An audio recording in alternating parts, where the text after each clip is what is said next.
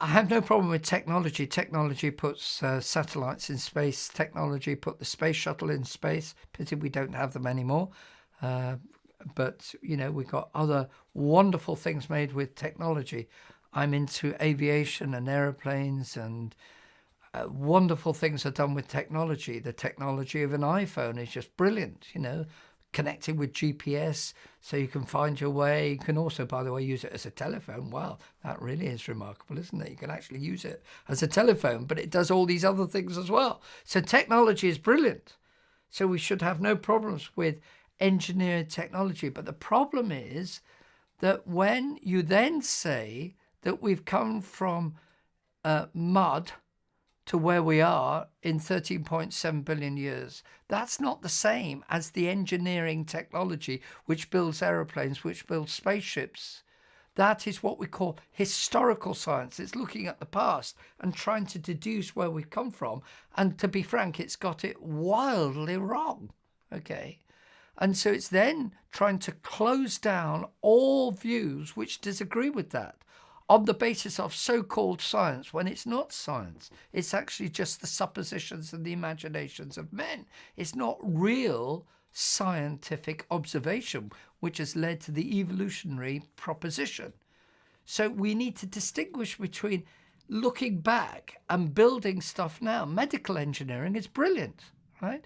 You don't need to have an evolutionary model of the human being in order to make people feel better, or actually make people better by putting in new hips, maybe even a new heart, and transplanting organs which have gone wrong. That's brilliant medical engineering. I have no problem with that.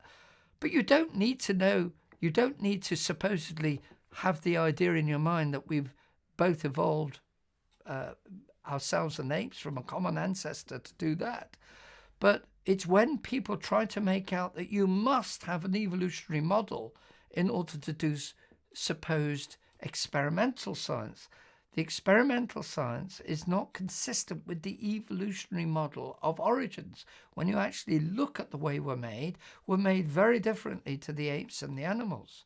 So I would want to suggest to you that the big problem is not where technology is going.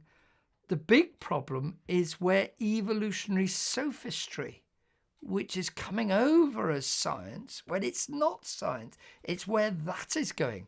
Haldane, in his famous book, Possible Worlds, written before the war, said this: if my mental processes are determined solely by the motions of atoms in my brain, I have no reason to suppose that my beliefs are true, and hence I have no reason for supposing my brain to be composed of atoms.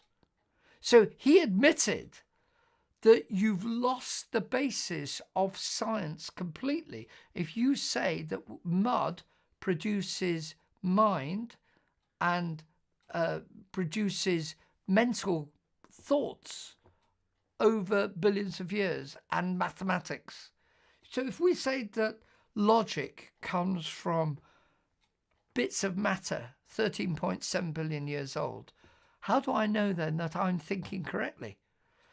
To quote somebody else, Thomas Nagel in Mind and Cosmos, the book that he wrote, evolutionary naturalism provides an account of our capacities that undermines their reliability, and in so doing undermines itself.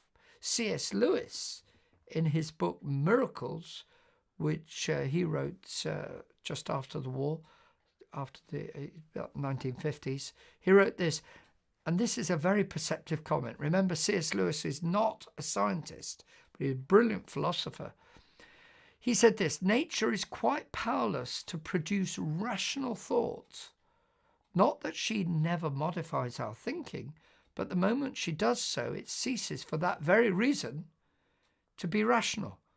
For as we have seen, a train of thought loses all rational credentials as soon as it can be shown to be wholly the result of non-rational causes. So to summarize it succinctly, where so-called science is going and the huge dangers with it are to suggest that rationality, which is our ability to think, has come from non-rational causes.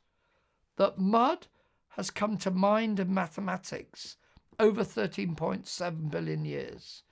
It's frankly a totally incoherent view of what the basis of science is today. So my worry is not about technology, although obviously I'm very concerned if technology is used to justify barbarism and the killing of people when they're old, euthanasia, or the killing of babies before they're born, abortion. That, of course, that's using technology incorrectly. And also technology which totally unethically kills embryos in order to supposedly justify medical science to save other people, when you could actually get stem cells by a completely different route, which would be entirely ethical, right? So that I'm worried about, but I'm particularly worried about the evolutionary viewpoint, which is coming across as though it were science when it's frankly not science at all.